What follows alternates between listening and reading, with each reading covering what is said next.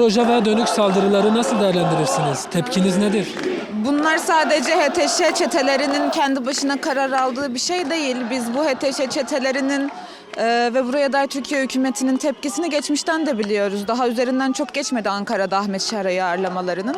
Dolayısıyla bugün Rojava'ya yönelik saldırıları biz Türkiye'deki çözümden, barış ihtimalinden de ayrı düşünemeyiz. Onun için Rojava'da halkların kendi kaderini tayin ettiği, birlikte yaşayabildiği bir şeyin mümkünü sağlanabilmesi, saldırıların durdurabilmesi Türkiye'de de barışın önünü açacak, barışı güçlendirecek bir şeydir. Bunun için Rojava'ya yönelik saldırıların derhal durdurulması gerekir.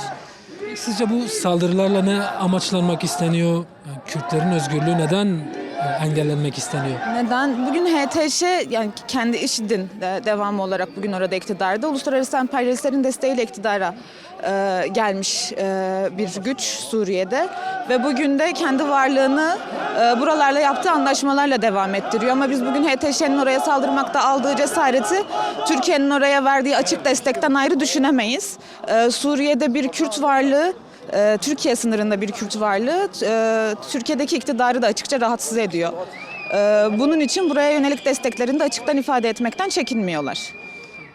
Son olarak Kürt gençlerine nasıl sorumluluklar düşüyor? Gençler ne yapmalı? Sadece Kürt gençlerine sorumluluk düşmüyor. Tüm Türkiye gençliğine düşen bir sorumluluk var burada. Biz barışı ancak birlikte mücadeleyle büyütebiliriz. Yan yana gelerek büyütebiliriz. Bu hepimizin geleceğini etkileyecek bir şey. Mücadeleyi birlikte büyütmeliyiz.